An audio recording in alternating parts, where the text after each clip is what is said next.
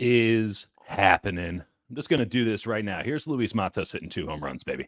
Um, we are talking about the Giants today. We're talking about the San Francisco 49ers today. And we'll get into the Warriors a little bit as well when it comes to tonight's game against the Dallas Mavericks. Welcome to Daily Dieter. I'm Dieter Kurtenbach. We do this every day at noon, or at least we're trying to. Why the hell not? And just going over all things Bay Area sports and anything else on my mind. Thank you for joining us on X. Thank you for joining us on YouTube. If you're not already subscribed, get subscribed.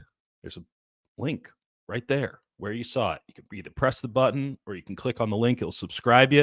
I'd love if you do notifications, but that's your prerogative. You can do what you need to do. Let's get Luis Matos off our screen, as beautiful as he is. Let's get whatever this is onto the screen, and let's talk about 49ers first. We'll go back to Luis Matos. The Niners had a terrible first 2 days of free agency. I'm well on the record with that. No shame in saying that I think the Niners were getting worked in the first 2 days. I thought that they did a very poor job when you're talking about Leonard Floyd, who I think showed in Buffalo that he's not a player you can count on for the entire season, because Buffalo really needed him at the end of last season. He went the final 8 games without a sack and was a no-show in the biggest games of the year for a Buffalo team that was fighting for its life day in and day out down the stretch of last season. That team had no pass rush, but they had Leonard Floyd, and it's a team that needed to maintain some pass rush because they definitely don't have any pass rush now, and they decided to let Leonard Floyd walk. I've heard positive things about Leonard Floyd. Positive things could have been said about Leonard Floyd in 2020, even 2021. Certainly when he was with the Bears, there were a couple of years there. I'm not saying that he can't be a pro. What I'm saying is don't expect much out of him. He's in the Randy Gregory, Chase Young mold for the San Francisco 49ers. Perhaps that's where that's the right price, $10 million a year, $12 million his first year. Maybe that's A-okay. I just wasn't inspired by the move. And when you're talking day one of NFL free agency, I'd like to feel positive and optimistic. And then the Niners just kept digging. Yetur Gross-Matos is an interesting prospect. He does have a tremendous amount of athletic ability, no technique whatsoever. Maybe the 49ers can coach him up. At a certain point, though, he's 26 years old. I know that's not old in the general scheme of things, but a little bit concerning that 4 years of coaching, even in Carolina, NFL coaching, and he doesn't have any pass rush moves. It's just all athleticism. He's still got the bend. He can get around a slow-footed tackle. You can slide him inside. That's kind of cool. But there's a reason the Niners could get him, and then at the same time, they get him, and they paid him a lot of money.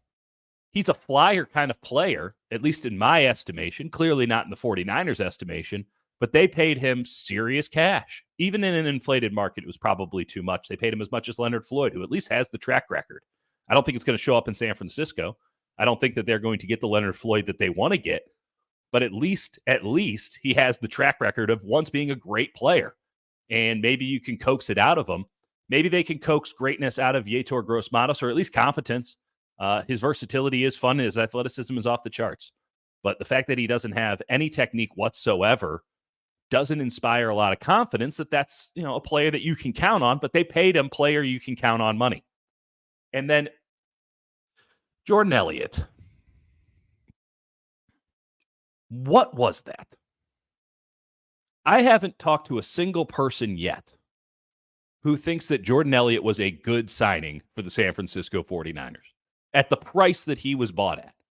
When Cleve Farrell goes to Washington for $2.5 million, a player that at least you could count on, unspectacular, and in many cases unremarkable throughout the season, but set an edge, was a good first, second down player, $2.5 million. And now you're going out here and giving Jordan Elliott, a player whose rookie contract was restructured. Rookie contract got restructured. You know why that happens? The guy thinks, I'm going to fall out of the league if I don't accept this restructuring. I'm not going to have a job. There's not going to be some other team to come and save me if the Browns cut me.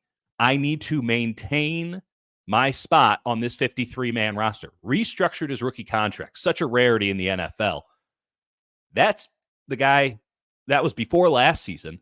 He didn't do anything this past season from everything I can watch to indicate that he was a better player than that. They started him a lot. They played him a lot. They wanted it to work. Clearly, the Browns consistently saw something that gave them the notion of promise. It never manifested onto the field. I asked a couple folks that know the Browns pretty well, hey, what about this guy? And they said, you can have him.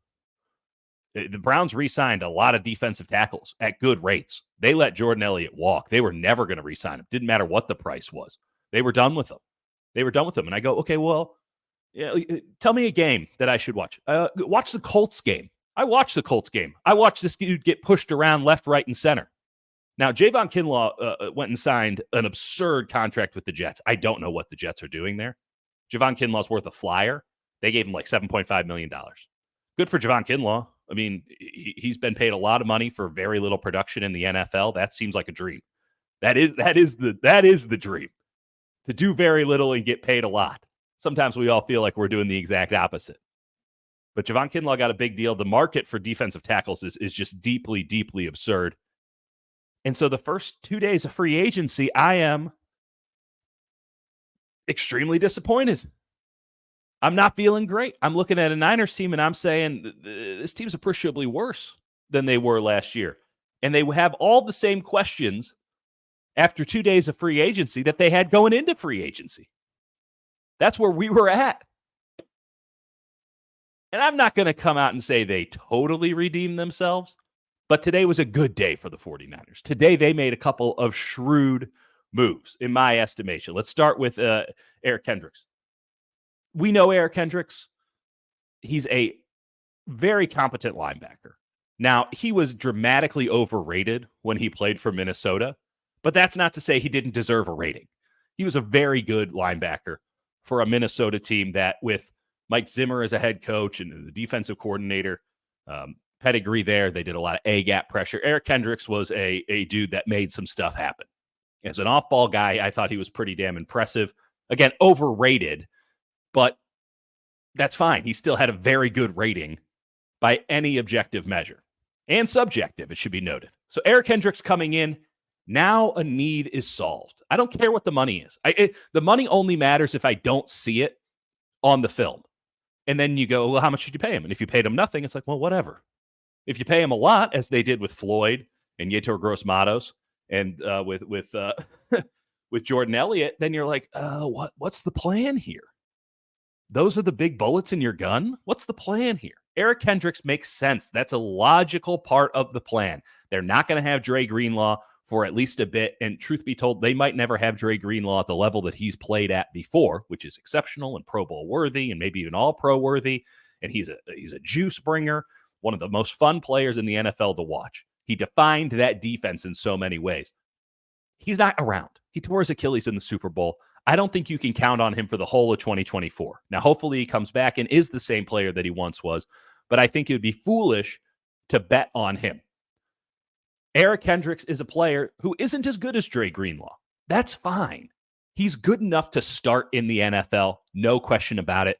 Play him next to Fred Warner. I think he's going to look pretty good. And the Niners like their linebacker depth. They like some of their young guys. Erik Kendricks made all the sense in the world. That's a really good signing for the San Francisco 49ers. So now we're building it back up again. Now you got a little bit of juice. Now you're feeling like, hey, okay, there is a plan. They're executing. Stuff is happening because they were 0 for 3. Now they're 1 for 4. That looks a lot different in the box score. It really does. That's, you going 0 for with, I think, 3 strikeouts. Maybe it was a line drive out with Leonard Floyd. We'll find out.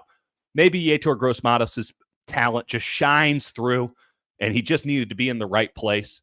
Going full Golden State Warriors, stealing dudes from bad organizations, turning them into something special. At the price, it's a question mark, but maybe the Niners do deserve the benefit of the doubt there. Erik Kendricks, no nonsense, straightforward. Here's your starting will linebacker week 1. Hopefully Dre Greenlaw comes back. If he doesn't come back anytime soon, you're covered. If he doesn't come back and look the same, you're covered. This is a 2024 move. It's an excellent move. Erik Kendricks, good job by the 49ers. And I'll say this. Good job by the 49ers getting Maliek Collins in a trade today. Didn't cost you a damn thing. No one cares about 7th-round picks. You just had to throw something onto the fire to make this deal happen. You're going to pay about $8 million for Maliek Collins. But I'll say this. If Maliek Collins is worth 8 and Jordan Elliott is worth 5. Maliek Collins is a steal. He's a steal. Now, I don't think that he fulfills the role that the 49ers needed to fill. What I wanted to see, but looks like it's going to not happen, this is my preference, was a big grizzly bear in the middle. Somebody who could actually hold the fort for that defensive line. Maybe not getting that, gap penetration that the Niners love so much, but somebody who could just put their arms out, create a blanket, and give some bear hugs in the run game. Plug up the A gap. That would have been nice to see. And I think it would have been a dynamic that the Niners haven't really had in a couple of years. And it's forced their linebackers to do a little bit more in the run game than they probably should. I thought that would have been a really positive dynamic for this defensive line. I don't think it would have gone away from their scheme and their aggressiveness and all the bullet points that they like to preach. I think that it would have fit in just fine. That would have been the best possible outcome. A DJ Reader would have been a great player there. But listen, you can do a whole lot worse than Maliek Collins, who does fit the mandate that the Niners have pushed out, which is get into the backfield. Just burst and go. He has good get off. He has a really high motor. He's got a couple of pass rush moves that you can use in the run game. I think that he's a guy who can be disruptive in the middle. He's played a lot of 3 technique, especially with Houston. That's Javon Hargrave's position. You can slide him over to 3 if you need to. Now, I don't know what Jordan Elliott does on this team, because if you already have your number 2 3 technique and Maliek Collins, or a guy that you want to slide over there on pass rushing downs next to Hart, what's Jordan Elliott's job? Okay, well, that's $5 million down the drain. $5 million he can't spend on somebody else, regardless. I think he can play 1 technique in this system. I think that the Texans, who are doing an outstanding job, as well they should. They got a quarterback on a rookie contract. They made the playoffs last year. Their skill position players are young and cheap. They have the ability to go out and spend some money, and they have. They got Danielle Hunter for $24, $25 million a year to be a starting defensive end for them, a 3-down defensive end. That's a really good move by them. The Texans are doing a really good job, as you would expect, because of the opportunity that they have and the leadership that they have. But Maliek Collins coming over probably was going to be an odd man out in Houston, fits in perfectly with the 49ers. I don't think that this is a scrap heap move for Houston, because they're trying to throw money on their defensive side. They want to bolster that unit up, and I think Collins was going to see his snaps diminish. It's going to cost them like $8 million. He had a big contract. Now, a lot of that stays with Houston, but he was kind of a cut candidate because that defense is getting so good, and they have so much talent. And this is a good defensive tackle draft. Like, Maliek Collins makes some sense. And if you have now Maliek Collins, who you can at least reasonably slide in as a starter, okay, now you have a starter at defensive end, whether that be Gross Matos, whether that be Robert Beal, whether that be Leonard Floyd. You got some options there. Maybe one of those guys does break through and prove themselves to be at least a 2-down player. Then you can slide in a 3rd-down guy for the pass rush, whether that be Floyd as the 3rd-down guy or Floyd as 1st and 2nd-down guy. I've gotten both reports from folks that I've talked to, and that's a little bit concerning that no one knows if he's a 1st and 2nd-down guy or if he's a 3rd-down guy anymore. Buffalo saw him as a 3rd-down guy. Buffalo let him walk out the door. And I don't think that he was asking for a ton of money, not compared to some of the top-end defensive ends. And I know that the Bills are in somewhat of a cap hell because they're paying their quarterback $50 million a year. But losing Leonard Floyd is probably not something you want to do if you have Super Bowl aspirations and you don't have any pass rushers. You don't have a Nick Bosa. You got a Von Miller who's washed. You got Greg Rousseau, who's never really come through. I mean, if you felt good about Leonard Floyd and you're the Buffalo Bills, you keep him. You didn't feel good about him, so you let him go. He was a situational pass rusher, and he didn't get to the quarterback in the last 8 weeks of the season, and especially against the 2 worst tackles in the NFL, in the playoffs against the Chiefs. So, again, those are my concerns, and we'll see what happens. My biggest concern with Leonard Floyd, of course, is, hey, okay, he comes out, and he's like a dog chasing a rabbit for the first 2 months of the season. And then the wheels fall off because he's 31 years old and he's played a lot of hard miles in this league. And he's not exactly the biggest built dude, though that comes with problems as well. So, he's taken some hits in this war of attrition we call the National Football League. I'd be a little bit concerned about how Leonard Floyd holds up, because he didn't hold up well last year. Maybe the California weather helps him out. Maybe it doesn't. We'll find out. We'll find out because the Niners are riding in that direction. But okay, you got some options at defensive end now. I might not love them, but you got some options. You clearly have Javon Hargrave, who you're counting on. You're paying big money to. He's going to be in the middle of that line. And now you slide in Maliek Collins. And while he doesn't fulfill the mandate that I laid out, he does fit their scheme very well. Clearly, he played for the Texans last year. And again, he's out because they're adding crazy talent to their defensive line, to their defense overall. And he just looked like a cap casualty for them. We're not going to be able to give this guy the amount of snaps that we need. It's probably them just being good guys and saying he can't really be a situational player for us. We can't pay a situational player that much money. Let's put him into a better spot. Niners have a need there. Let's make this happen. Good on the Texans, good on the Niners. You can reasonably say that Maliek Collins is your starting defensive tackle next to Javon Hargrave. That doesn't bother me. Is it the best possible option? Hell no. But it doesn't bother me. It's an answer to the question that we had going into free agency. It took 3 days to get there, but it's an answer to the question. And then you got Nick Bosa on the other side. Erik Kendricks, he's your starting weak side linebacker, starting will linebacker. Answers a question. Fred Warner's there. You got Mooney Ward on one side. You got Amador Lenore in the slot. I still think there's a big question at corner, and that corner market has not been explored yet, though you'll have to forgive me. I haven't checked anything in like an hour, so maybe I'm just sounding like an idiot right now, beyond the general sense of idiocy that I present. And then you know who your safeties are. You got Jair Brown playing free safety for you next year. You can bring in some depth guys. That safety market is just totally whack. It's unfair to some of these safeties. Maybe Justin Simmons, though I hear he's interested and the Titans are interested in him. I don't know what the hell the Titans are doing, but that's not really my issue to worry about. And then you bring him back, Talanoa Hufanga, to play strong safety, which if they are going to the 3-4 defense that they say they're going back to, I'm sorry, not the 3-4 defense, that's a Freudian slip.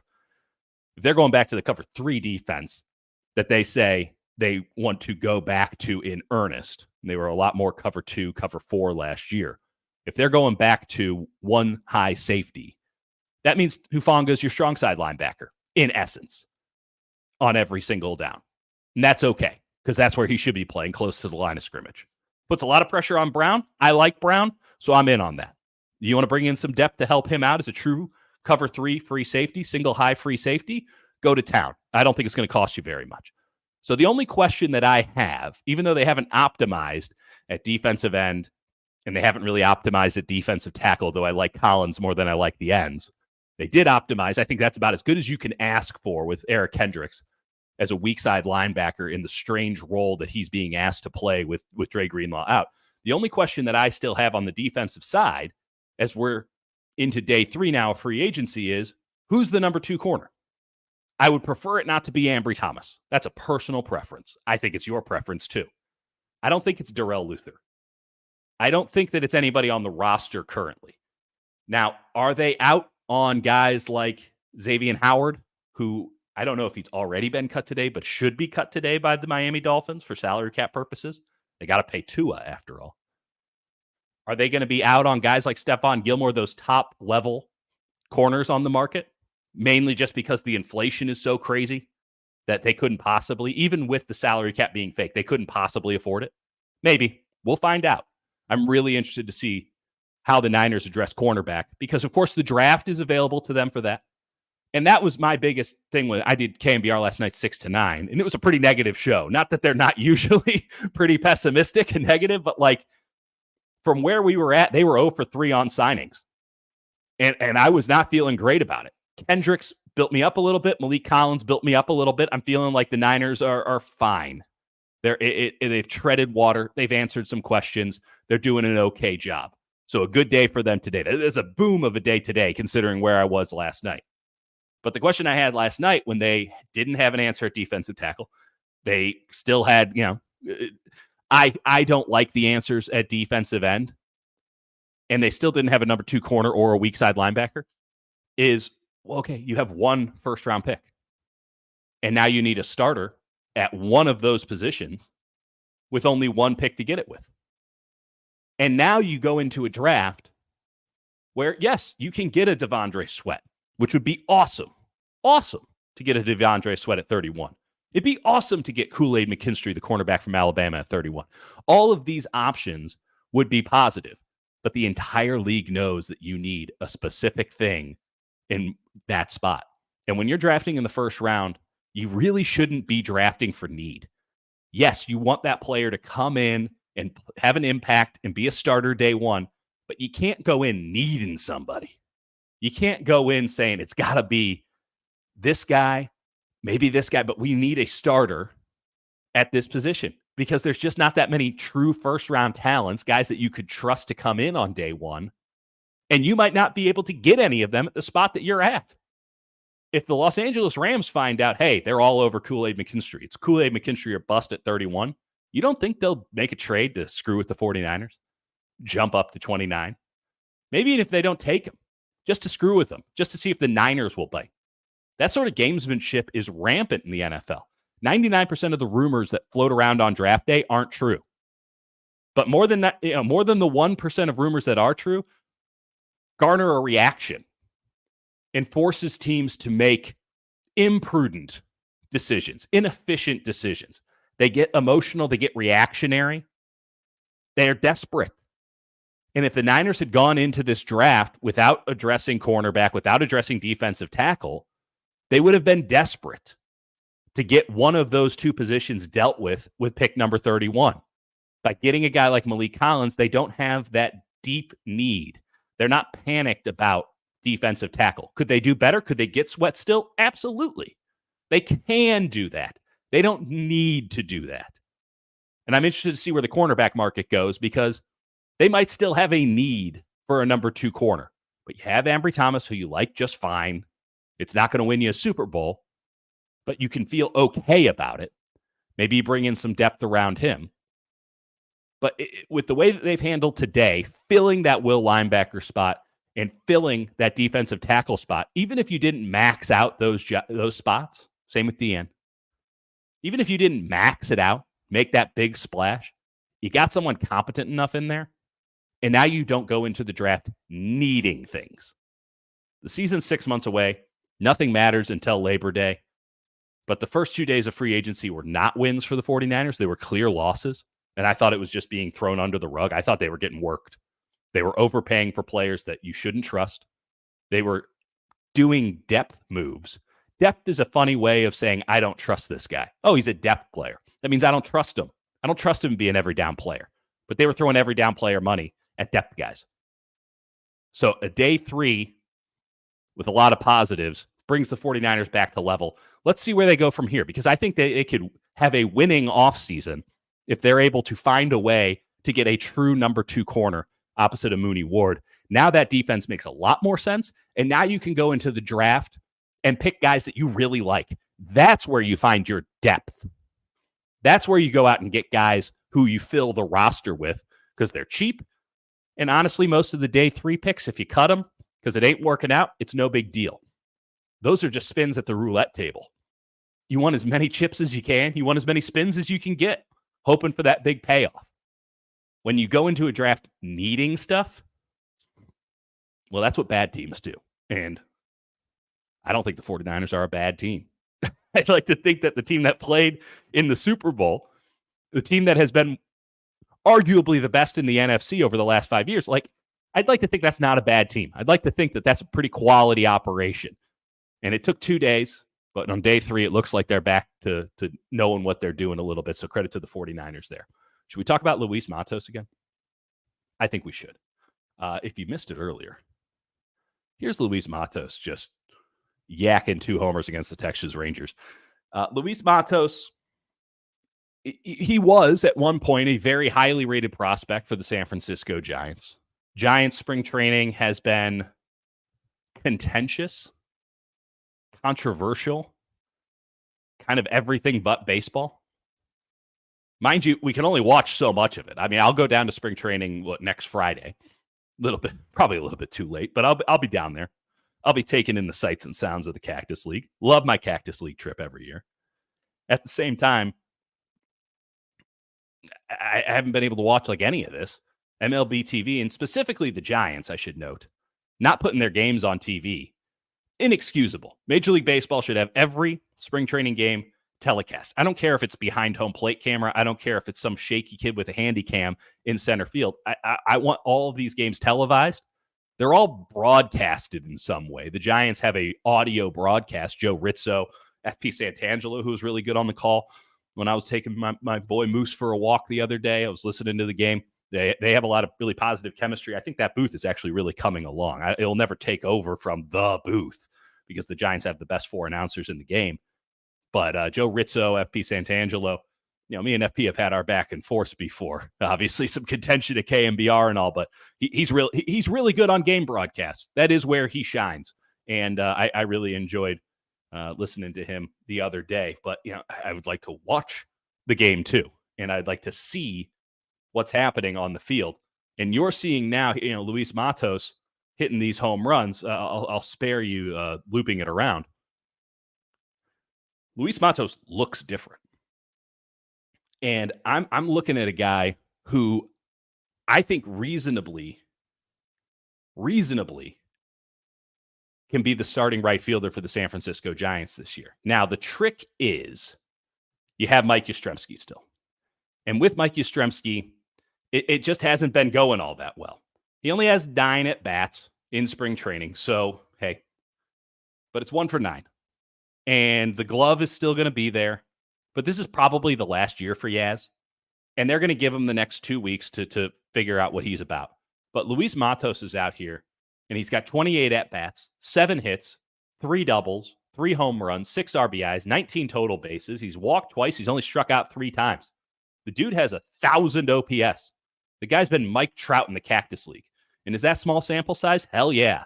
But you know what? I'm looking at a guy who has put on weight. His lower half is much larger. Just looking from last year to this year, he has probably put on 15 pounds. He is a full-grown man now. Now, I'll show it to you again. I mean, you can see kind of what I'm talking about here. I mean, this is somebody who looks the part at the plate. He's got a baseball butt on him now. He didn't have that before. Get this, a young player's growing into his adult body. And all those warning track fly balls that Luis Matos hit when he was up with the Giants last year, I think they're going over the fence now. And that's a big, big change for a player who I think a lot of the shine has come off of him. I think there was a lot of excitement about Matos, especially when you think about where we were at the beginning of the Farhan Zaidi era and the rebuild and all of these things. The shine is off of him, and that's okay. Because I think he's finally becoming the pro player that they always thought he could be. And think about this. Last year, he came into the season. The Giants gave him a clear mandate over the offseason, which is, can you take a pitch or two? Can you go out there and give us some walks? And he went out and he did it. He had good plate discipline. He looked like he knew what he was doing at the plate. He wasn't hacking at everything. He really showed progression year over year in terms of his batting eye. So that's a real positive. Okay, hey, now this offseason, can you go out and can you put on some extra weight? Can you fill out a little bit?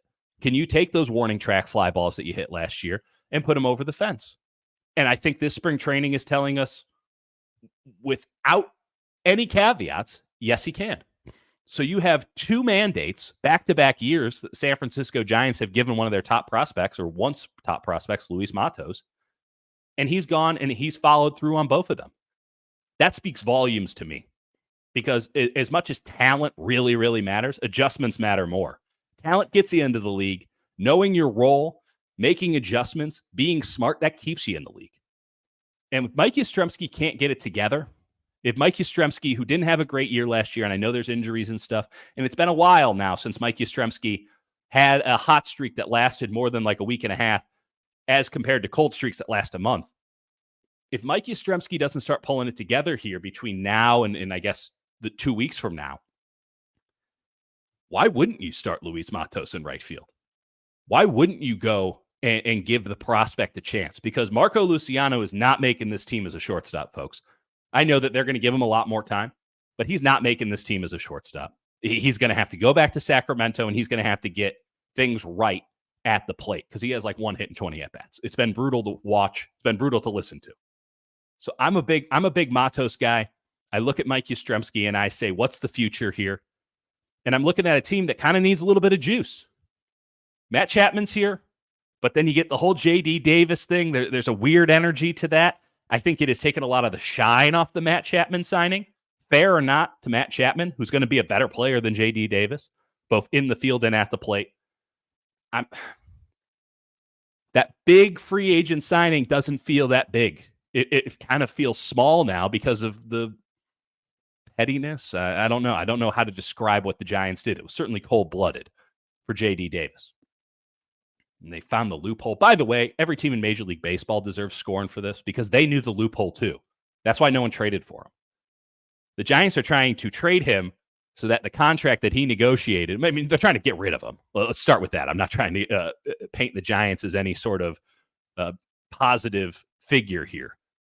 But the Giants were trying to trade him. They were trying to get him to another team, the Mariners, the Blue Jays. Hey, another team. Do you want a pretty solid plus OPS plus guy, a guy who was like 10% better than league average last year? Do you want this player? Because we went and got a guy who we think is 15 to 20% better and has one of the best gloves in recent baseball history. We're going to go with that guy. And maybe that's not the best place to make an upgrade, but that's the upgrade that we made. Our manager wanted him. We made it happen. Does anyone want this quality, positive Major League Baseball player? And every team in baseball went, well, I mean, we'll take him, but only after you cut him, because we want you to eat about $1 million or something of whatever salary we give them. They knew the loophole too. And they really worked the Giants, who couldn't get anything for them, and then left the Giants holding the bag a little bit. Now, again, the Giants could have handled it infinitely better. I think that they were cold, probably overcalculating. The communication between the Giants and J.D. Davis, by all reports, was abysmal. That is somewhat of a theme now with Farhan Zaidi's front office. They don't communicate well, and they don't really have much of a heart. Kind of a problem. Another thing to add on to the barrel of reasons why guys don't want to sign for the San Francisco Giants. This add to it. But at the same time, okay, they made the move. Chapman for J.D. Davis. But now no one feels great about Matt Chapman. No one's excited about Matt Chapman. All that shine has been buffered out. What are you excited about with these San Francisco Giants? I'm excited about Luis Matos. And I think if you watch Luis Matos in spring training, if you could, or if you watch Luis Matos at the beginning of the year with the way that he's swinging the bat right now, the way he's playing outfield right now, you'd be excited about him too. And I think that there's a viable reason if we're doing marginal upgrades here. I say you go with the kid over Mike Yastrzemski. I say, Mike Yastrzemski, thank you for your service. You were here for a good time, not for a long time, though you stayed around for a long time. We're going to try to trade you to a team that maybe needs some outfield depth. But we're good. We're good. We don't want to go with the full left-handed complement in the outfield. We're going to keep a righty in there for every day. We're going to have Austin Slater maybe coming in if we got a lefty on the mound. Now you got two righties and Jung-Hoo Lee at the top. I think that this makes a lot of sense for the San Francisco Giants. Now, Matos has to keep it up, and Yastrzemski has to keep it down. But I think it's something to think about here as we get into the real crunch time of spring training, which has been going on forever. My man Alex Simon checking in on YouTube. Thanks, Alex. Matos has got to be the future. He's been called the mini Ronald Acuna before. Yeah, well, we were all a little high on our own supply with Giants prospects for a while. But it would be nice. I mean, Patrick Bailey has worked out. And Bailey took a foul ball off the hand yesterday. I think it was Ohtani at the plate. It could be wrong. My God, the 1-2-3 for the Dodgers. And then Will Smith went out and hit a home run. Oh, my God. They're really good. They're good for baseball, by the way. I know that Giants fans don't want to hear this, but thank God somebody's trying to be more than an 83-win team. Regardless. He took one off the hand. So maybe Joey Bart, who has been lacing singles, had great base running yesterday. Feeling good about Joey Bart. Feeling like this might be the year for Joey Bart. Maybe he doesn't start in Sacramento. Maybe they keep him on the roster just because of this Patrick Bailey thing, though it does seem as if the worst has been averted. But something to keep an eye on there. I think there's going to be a lot of roster moves. I think there's still some wheeling and dealing for Farhan to do before we get into the 26-man roster, before you get to opening day. But one of these moves I'd like to see. Maybe he's not Ronald Acuna. He's definitely not Ronald Acuna. And he ain't Minnie anymore. But I like Matos, and it would be good for the Giants to have somebody with Luciano not coming through at all. It'd be nice for the Giants to have somebody as a position player who can kind of bring you something maybe in the middle of a lineup. Because as great as Bailey is behind the plate, you know he's going to be a 7-hitter pretty much his entire career. It just is what it is. There's nothing wrong with that. He's going to win you a lot of games with his defense. And that's a really big positive development. But you look around and it's like, man, what is this farm system, which Farhan did build up? He deserves credit for building it up. What has it really produced?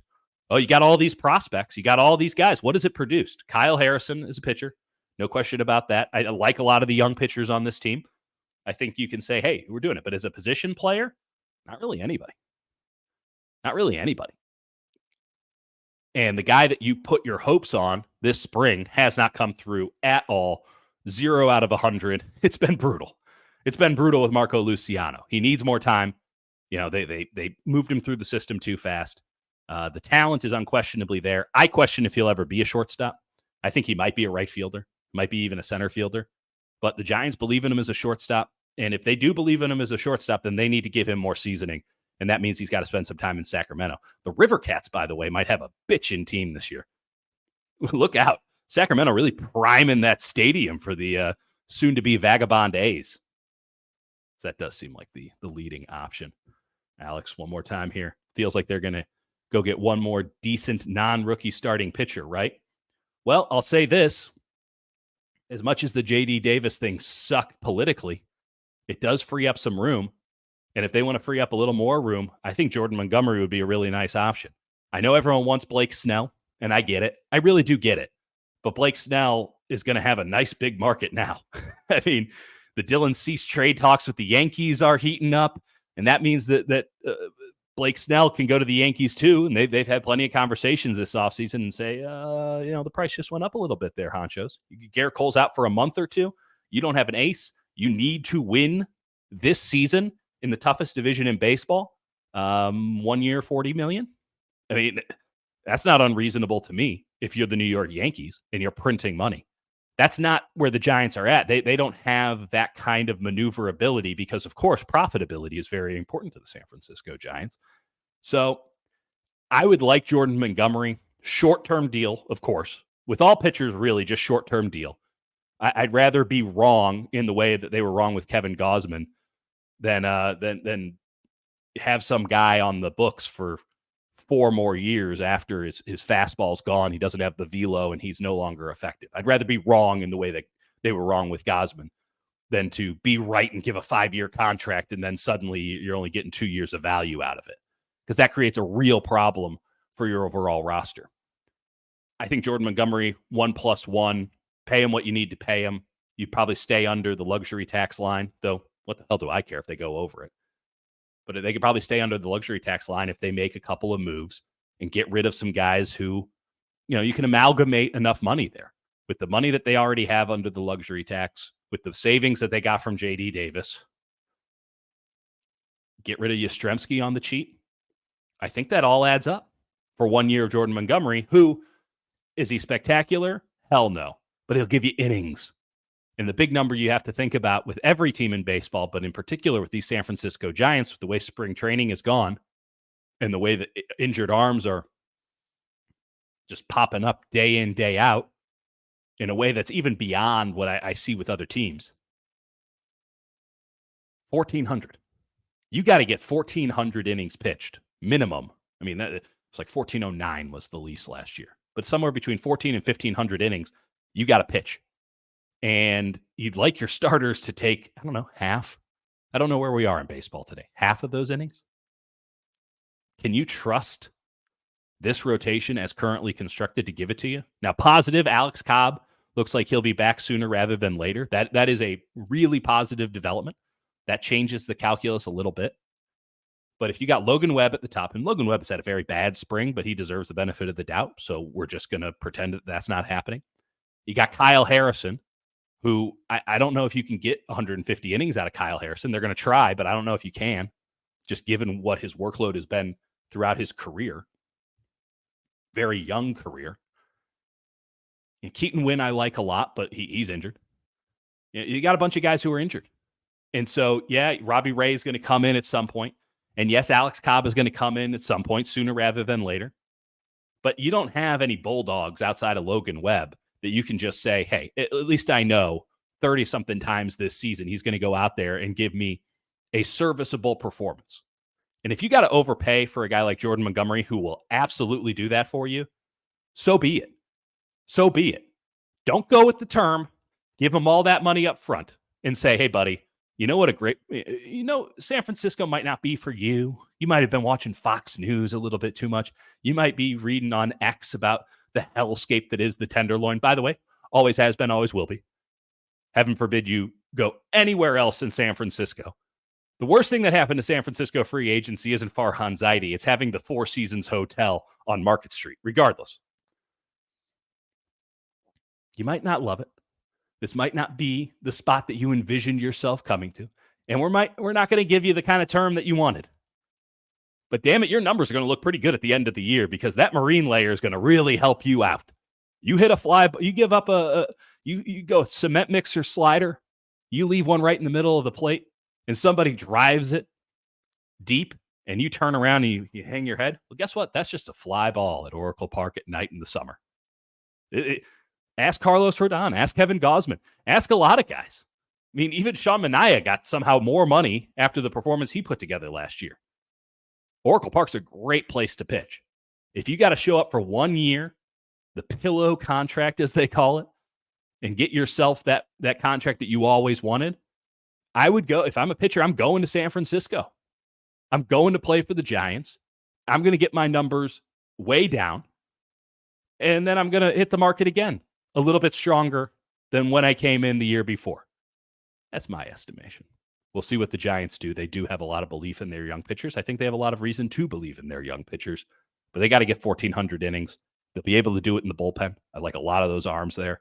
I don't know if they can do it with their starters. I think Jordan Montgomery makes a ton of sense for San Francisco if they can make the money work, if the market dictates that he's only going to get a 1+1, maybe even a 1+1+1 like Chapman did. All of these ifs. But J.D. Davis's very cold, very calculated, very unbecoming cutting helps him a little bit in that regard. And maybe Mike Yastrzemski goes down the same route. Maybe they go with Luis Matos instead of Mike Yastrzemski, and that saves a little bit more money, and now that's a reasonable option to go out and get in Jordan Montgomery before opening day. Jake Hutchinson and I are doing 49ers game day at 2:30. We're going to break. Jake's got all this film, and we're going to go through everything that we know about 49ers free agency up until this point, not just my yapping, get some of Jake's insights as well.